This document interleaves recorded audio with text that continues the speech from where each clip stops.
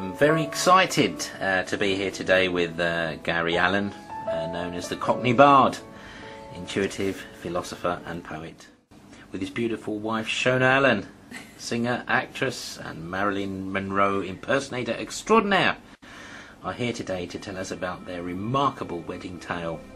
Gary, where did it all begin? Well, 1995, and I'm on a train going to Essex. I'm sitting next to a blonde, not shown on my head. I'm sitting opposite a blonde, and I suddenly get this voice in my head that says to me, "Tell her Peter." The voice, I didn't take no notice of that. Second time, "Tell her Peter." I didn't take no notice of that one either. But it came again, "Tell her Peter." Oh, and you actually walked up to this person on the train and told her this, that you were hearing voices in your head? Well, I was sitting opposite her, so basically I said that I said, "Do you know Peter?" And she said, "Peter's my boss." That's incredible. Yeah. But I explained to her, I said I was intuitive, and she said, "Well, that's funny because I have a friend who's intuitive as well." I'm sure that she must have thought it strange for, someone she didn't know just walk up to her and say, "Oh, I'm hearing voices in my head." Well, it is a strange thing, isn't it, really? But and you did it, you actually did it. No, I did it. But the strange thing was that she actually gave me her card, her business card, said that we must meet, and she got off at the very next stop. So this lady that you met on the train, she gets off at the next stop. Yeah. So where does the story go from there? Well, I got in contact with this lady, and we become really close friends, in actual fact. And it wasn't until about 6 or 7 years after that I lost track of her. I didn't know where she was. I didn't have a clue. And I woke up one morning, and once again I get a voice in my head. Yes, that curse of the voice in the head. Yes. And it basically says to me that you must reconnect with Maggie. And I didn't have a clue where she was, so but I did have her daughter's number. And I rang her daughter and I said, "You know where Maggie is?" And she said, "Maggie's moved to Norfolk." Gary, for the benefit of our listeners, and of course to me, can you explain what exactly is intuitive gift? Well, it's a sixth sense, Andy.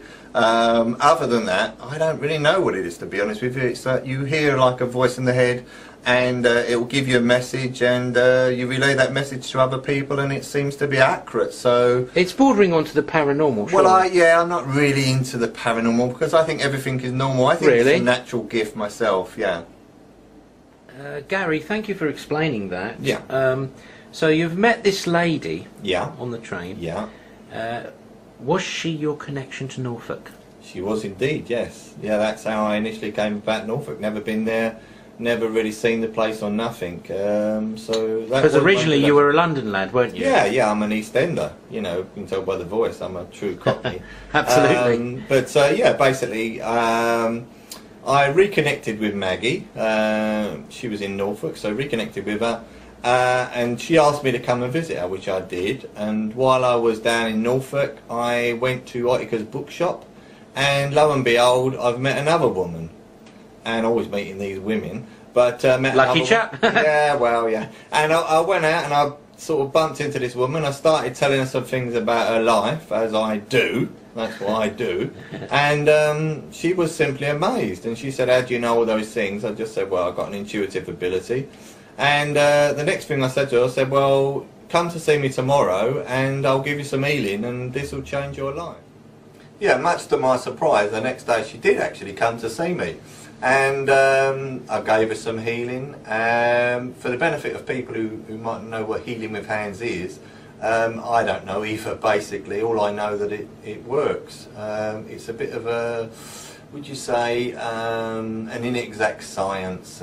Sometimes it works for people, sometimes it don't. Some people may believe in it, and some people may say it's questionable. Well, but it's not a belief system. It's actually a natural gift. I believe that everybody has it. It's just that they don't realise they've got it. So I may have this gift. Is that what you're saying? Well, you definitely have got it. Yeah, but it's about developing that gift. Yeah, it is a natural gift. So what you're saying is it's nothing that can be taught. It's something that we're all born with. Exactly. You can, I mean, obviously you can teach people how to do it, but they already have the gift themselves. They've already got the ability.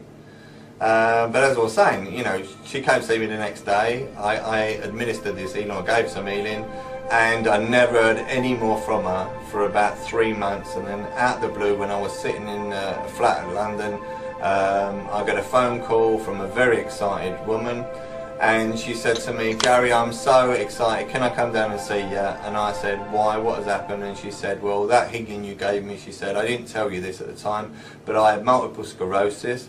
She said, "Your healing has benefited me. I'm now able to ride horses and do things that I used to be able to do." She said, "I can't thank you enough."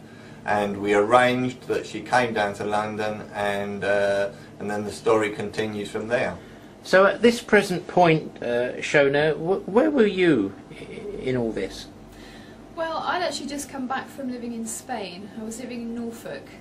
And unbeknownst to Gary, I actually had already met this lady called Jan at an awareness class. And she was actually the first lady to turn up, which is really strange. So she actually came and sat next to me. At this point, you didn't actually know Gary at all, did you? No, I didn't, no. It's just that Jan started talking about this guy called Gary, and she said, "Oh, you know, he's a really good intuitive," and she mentioned him quite a lot. Something quite strange happened, Shona. Can you enlighten us on this? Yeah, well, one of the things that we had to do in this awareness class, basically, we did a series of experiments. And one of the experiments was something called psychometry. And for the benefit of those who don't know what psychometry is, it's basically picking up an object and intuitively sort of tuning in to see what you pick up, basically. Now on this experiment, we probably had about between 30 and 40 people, and each of us had to put our own personal object onto a tray without anybody seeing at all. Now Jan was sitting next to me at the time, this lady, and she said to me, "Well, I'm going to put my antique gold watch on the tray." And I thought, oh, okay, well, I'm deliberately not going to pick any watches because she said that. So when it came to my turn, I went to the tray and I picked a ring. And I got this ring, and it came to my turn to sort of stand up and explain, you know, what I was feeling and picking up with this thing. I got the ring, and I could feel sort of various different things, which I explained to everybody. And then at the end, they said, "Well, you know, who does it belong to?" It was Jan, the lady sitting next to me. And she confirmed that what I said was accurate as well. So that was pretty amazing. So I gather that Jan, at this point, has come to see you to say thank you. Yeah, she came to London, and she walks through the front door and she sits down. I make her a nice cup of tea, as you do, and I start talking to her, and she says to me, "You don't like blondes, do you?" And I said, "What makes you say that?" She said, she said, "Because I met someone at an awareness class last week." And this would be Shona, wouldn't it? Yeah, but Yeah. I didn't know that at the time. So I said, I said, "Does this lady have a red car that pulls to the left?" She said, "I don't know." I said, "Does this lady have a brother?" She said, "I don't know." I said, "Is this lady in a relationship that she shouldn't be in?" She said, "I don't know." She said, "You can ring her tonight and ask her." And so later on in the evening, that's what I did, and I telephoned, or Jan telephoned, and then I spoke. She put me on to Shona, and I started speaking to Shona, and I asked her these questions, and I said, "Do you have a red car that pulls to the left?" And she said, "I do." And I said, "Do you have a brother?" She said, "I do." And I said, "And do you have a boyfriend that you shouldn't be with?" And she said, "I do." How on earth did you know all these things? Well, I don't know. It's just a it's just a gift, isn't it? Well, anyway, we had a little chat, and I gave Shona my email, and I said, "If you ever want to contact me, please feel free to do so." And so I put the phone down, and I'm on the computer, and I think it was could have been no more than an hour or so later, I'm sitting with Jen, and I clicked on, I got an email, and it's an email from this lady from Norfolk. So I thought, well, that's strange. So I clicked on it, and it was from Shona. So I thought, that's unusual, there's an attachment with it. So I clicked on the attachment, and up comes a picture of Shona. And I looked at the picture and I turned to Jan and I said, that's the girl I'm going to marry. I said, and not only that, I said, I'm going to marry her on April 23rd, 2004. I said, and not only that, we're going to get engaged on February the 14th, 2003. This is absolutely fascinating. Yeah, but I swear this is the absolute truth. I swear. What was the actual date when you got this email? Well, it was November 2002, which meant that if it was going to come true, I had 3 months to get engaged to someone I didn't even know. So what happened next after you received this email? Well, I was totally gobsmacked, honestly, and I believed in it so much. I've got to be honest, I believed in it so much.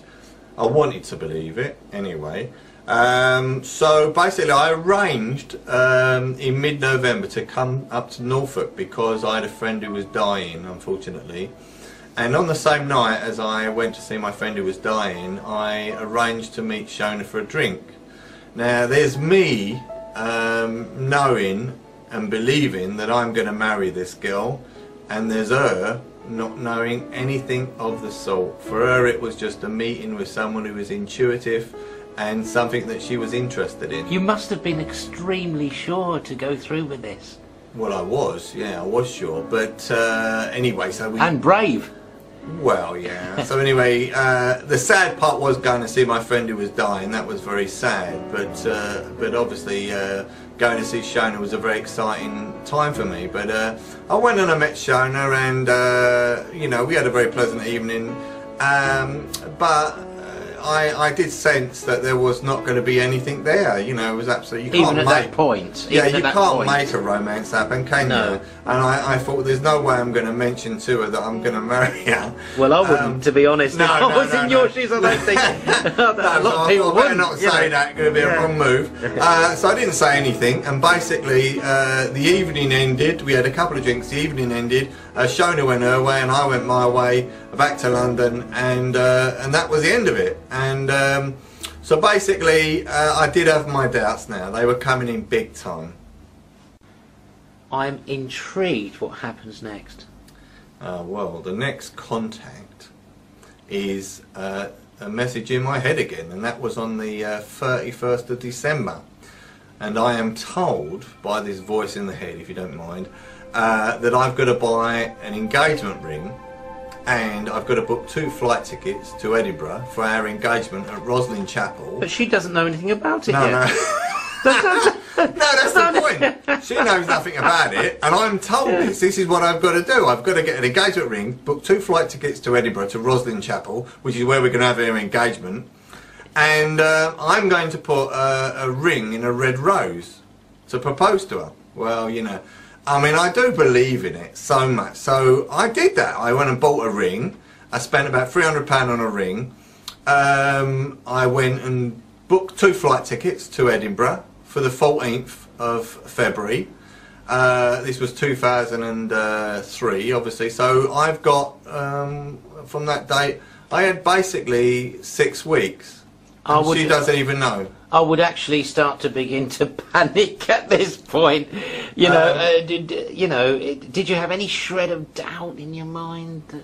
Oh, I did, yeah. And you still went ahead with it? I still went ahead with it because I thought, well, if it is true, you know, I've got to go with it. I believe in something called the is. I believe that if it's meant to be, it's meant to be. So I went, that's what I went, and I went ahead with it. And the next thing was I hadn't heard nothing from Shona or anything until the 6th of January. So now we're basically, how many weeks are we away? We're less than 4.5 weeks away till we're supposed to get engaged. She don't know nothing about it. I'm stuck with a ring and 2 flight tickets. I'll tell you what, Gary, this will make a brilliant movie, a Hollywood movie. Oh yeah, I'm sure it would. I'm sure it would, yeah. So basically, we're now at the 6th of January 2003. I get a phone call out of the blue. I said, hello. He said, it's Shona. I said, oh, hello, Shona. How you doing? And she said, I know that you know. I know that you know. I said, do you know that I know what? And this is where I'll hand the story over to Shona. Yeah, so I phoned Gary up and I said, I know. And he said, you know what? And I said, I know that you're going to marry me. So it was quite a bombshell. I'd actually had a vision myself, and it was of two swans in a heart shape, and for some unknown reason I just knew that Gary and I were going to get married. And I know it sounds really strange, but I just had this certainty within myself, which is why I phoned him up and said it. That sounds truly amazing. So how did you take it up from there? Well, you know, that was a complete bombshell. I mean, everything I'd hoped for was all materialised in that one telephone call. Shona came down, I think it was a week later. We found that we had everything in common. It was just amazing, you know, it was just like I'd known all my life. It was just superb. And we looked forward to Valentine's Day. And there is a whole new story. Being a devil's advocate, some people may say he's just seen this beautiful picture of a girl. Well, I have heard that one before actually, that's been levelled at us. But the point of it is that, you know, it takes two people, doesn't it? You know, you can't just fall in love with a picture and then, you know, the other person is going to go along with it, because they won't. You know, we had so much when we met in common. It was amazing. And I mean, the other thing that I also heard was somebody said to me, oh, well, you know, maybe you're just easily led, but hey, again, you know, there's two people involved here. You have to have things in common, you've got to fall in love, and I think the fact that we've been married for 8 years should also give a bit of a clue as to the fact it's not just that. There is something of substance going on there. So it's February the 13th and you've set off for Roslyn Chapel. Yeah. What happened there? Well, that was a funny story. We turns up at the airport at Stansted, and we can hear all this commotion, and we look over. What the hell was that? And it tops up. It's some hen party. No, sorry, stag party. My apologies. It was a stag party. He wishes it was a hen party, doesn't he? Well, yes, but it was a stag party, and there's some bloke who's dressed like Madonna with a gold boob tube and all that, hairy legs. He looked a right steak, didn't he? And I said to you, I said, pity the poor bar steward who has to sit next to him. Yes. And then we topped up. We were a bit late for the flight, weren't we? As usual. Yeah, and it was one of these, you know, these Ryanair. No, it wasn't Ryanair. It was EasyJet, wasn't it? Oh, EasyJet, yes. Yeah, so we turned up at the last minute, and they're all queuing up to get on the plane, and we're one of the last to get on there, and we realised that we're not going to be sitting together. So basically, Shona sits on one side of the plane, and I'm up the other end. So I'm looking. You were separated. Yeah, your flight. Yeah, and I was a bit disappointed with that. So I'm looking where I'm going to be seated, and then I was a bit horrified, to be honest with you, because I'm in the middle of two 20 stoners. Were they rather large? They were really large people, you know, and I'm having to, I mean, I'm quite a big guy, and I'm having to sit like this. I don't know if you can get this in your camera, but I'm having to sit, I'm squashed like a sardine. I'm squashed like a sardine, and I'm not happy bunny, not happy about it. And, well, anyway, it wasn't, I thought, well, I'll struggle for the rest of the flight, because it's a 40-minute flight, and I thought I can perhaps, you know, live with it. That was until I looked round, and he's got a cheese and mayonnaise sandwich, and all the mayonnaise is dripping down his face. It's nearly made me sick. And then I turn around the other way, and then she's got a donut. Oh, it's a bit of a double whammy going on. Oh my God, yeah. I tell you what, it was disgusting. And I asked the air stewardess to move us, and she was a bit reluctant. She was looking around and said, oh, there's no seats. And I said to Shona, there is a seat. I said, there is one there. And guess who it was next to? Madonna. No. It was, yeah, I swear. And so I turned around and I said to the bloke who's dressed as Madonna, I said, can I sit there? I said to her, well, I asked you, didn't I? I said, Shona asked him if I could sit there. And Shona asked, he said, no, he can't sit here, but you can. You know, I was trying to chat her up. And with that, I got a bit mad, and I leapt out of my seat, and I went and sat myself down there, didn't I? And so I spent the journey sitting next to Madonna. A very hairy Madonna. A very hairy Madonna, yeah. So now you're engaged. Yeah. We'll move on to the wedding. That must have been something else. Well, it was, wasn't it? Because I mean, I did forget to mention earlier that when I got the original predictions that we would have a St George Day wedding, I was also told as well that we would have a medieval wedding, so that's even more spectacular. Oh, medieval, what would the...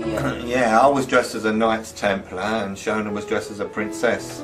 And, well, we was a bit worried because that April, it rained every day, didn't it? And your mother, she kept saying to me, oh, I bet it's going to rain on the day. And I said, was really worried about it, yeah. And I said, don't worry. I said, it's going to be, I can assure you it's going to be... I bet you were after all that preparation. Yeah, well, yeah, and we had, you know, we had all the Justin Knights from Tony Smart and everything. And I did say to Shona, I said, tell your mum not to worry because it's going to be a gloriously sunny day. And when the day arrived, it was 70 degrees, wasn't it? 70 degrees. Yeah, the funny thing was that year, I think it rained a majority of April and... apart from the wedding day? Well, the wedding day, there was only 2 days it was any good, wasn't it? And one of them was our wedding day. It was 70 degrees and it was also televised by the BBC and ITV. Which you also predicted. And I predicted that it would be as well. So it created a substantial, you know, notoriety. It did, yeah. It was well. It was such an amazing wedding, you know. I mean, it cost a few quid, but what an amazing wedding! Justin Knights and minstrels. And I got to ride Mel Gibson's horse from Braveheart as well. So. Really? Yeah. The original horse from Braveheart? Yeah, Capote. Yeah. It's beautiful. So it was absolutely fantastic. And one of the most funny things to the story is, or strangest things to the story, is that obviously Gary's book In Search of the Swan, it's all about the swan. When the horses arrived and my horse Capote arrived, he was all gowned up with the medieval gowns and everything, and what should be covering his gown but golden swans. Golden swans. Oh, right, So, the swans you previously mentioned earlier on. Yes. Yeah, so it was amazing. Yeah, it was an absolutely fantastic day. Magical. And then we went on our honeymoon and we went to Hollywood, didn't we? California. We had a most magical time there. Yeah. We had some great experiences there. And the funny thing was, we turned up to this hotel on Sunset Strip in Hollywood, and the concierge that came out to meet us and take our bags looked exactly like Steve Martin. Oh, right. I'm a big fan, actually. Yeah. Yeah. You know, we thought it was him for a minute. How hilarious. Let's have a double take, didn't we? Yeah. So, Steve Martin, the concierge, took us up to our room, and obviously you have to tip them and everything else. And It's different out there, isn't it? It is, yeah. And he kind of said, oh, you know, what are you guys doing out here and all this kind of stuff. And we said, oh, we're on our honeymoon and all the usual things. Anyway, so we said our goodbyes, we kind of settled in, unpacked, and thought, okay, we're going to kind of go down for dinner. So we popped out and we went into the elevator and... Which is a lift over here, Yeah. isn't it? Yeah. Gary grabbed me for a cheeky little snog. And Oh, yes, it's a... just as he did so, the doors opened, and who should be there but Steve Martin, Steve Martin. carrying 2 bags with 2 people, and he said, "Here's the honeymooners." Yeah, it's funny, wasn't it? Really funny. And what about the other very, very fascinating thing over there was we met this vagrant, a black vagrant, and he basically, this is one of the most touching moments of all the holiday there, is that basically he said to me, could I have some money, sir? And I said to him, let me go back to the hotel and I'll come back and I'll give you something. And I did do that, and I went back and I gave him $10. And he said to me, I must do something for you for that money. And we thought, well, what's he going to do? And anyway, he decided he was going to sing us Your Song by Elton John, didn't he? And he sang it, and He sang it beautifully as he well. sang it beautifully, and he came to the bit where our wonderful life is while you're in the world, and he pointed at me and Shona, which was a beautiful thing, and he told us What a wonderful gesture. Yeah, he told us he was a Vietnam vet, didn't he? And that, and he also told us a story about Johnny Depp. Now we heard that story about Johnny Depp, didn't we? When Well, we were asking him and said, you know, because of obviously it was on Sunset Strip, we said, you know, do you get many stars, you know, help you out and give you money, etc.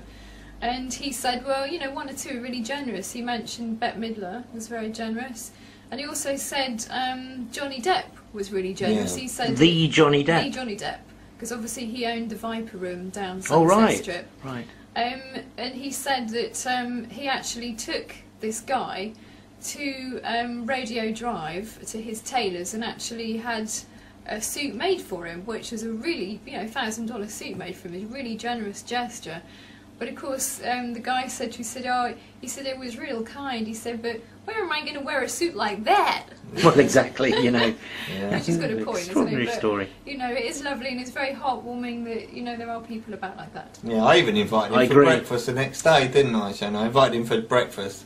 Oh, you had breakfast with him as well? No, I did invite him, but he never right, come, and that was the last time we see him, so we don't know what happened to him, but we had some amazing experiences in America, some that, you know, we talk about in the book, so, you know, you can read about that in there, and, you know, wonderful experiences. Amazing, weren't they, as well? Yes. Where can we get the book from? Well, you'll be able to buy the book from Amazon and Lulu, so it's going to be available soon. I'm going to reissue it, so it'll be available again. And you've also had your debut pop video recently. Oh yes, yeah. Well, together with Mark Robotham, we got this band together called Solace, and he wrote a piece of music and I basically wrote the lyrics and sang to it, called When the Wind Blows. So we've actually just released that as a single, and you know, we're really proud of that, so we're continuing in that vein and doing an album for it, so that should be available soon, so that's very exciting. Can't wait to hear it. So obviously I do the Marilyn Monroe tribute too. So all right. That's fun, and that's keeping us entertained, isn't it? Yeah, yeah, she does a fantastic Marilyn Monroe, honestly. She Any chance voiceover and sing, don't you? Yeah. Do a bit of voiceover. A bit of Marilyn. Reggie, I always get the fuzzy end of the lollipop. So, how long have you guys been together?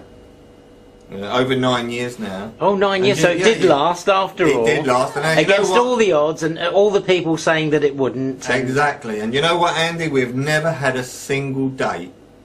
Not one, have we? What, No. before that time?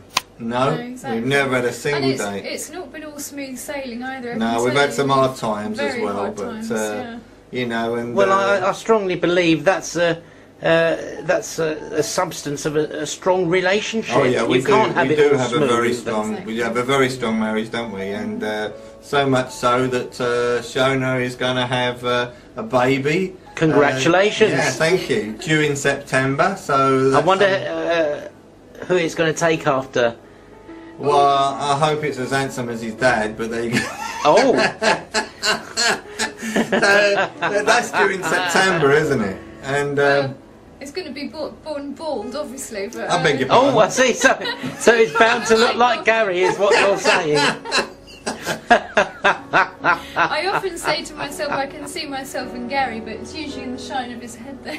Oh, I see. Well, I'd like to wish you all the luck in the world in all your future endeavours. Thank you. Yeah, it's been a remarkable story. Yeah. It's been fascinating talking to you, and I hope long may it continue. Thank you. If people do wish to contact us in any way, my website is www.TheCockneyBard.com, and my wife's is www.shonaallen.com. And may I just add at the end of that really what the whole story is really telling people is that there are such things as destiny in life. Definitely. And there are certain things that happen. It's like a giant tapestry being woven that each thread comes in at a certain time in a certain place to make this bigger picture. So it doesn't just happen for us. I'm sure there's people all over the world that this happens to. Yeah.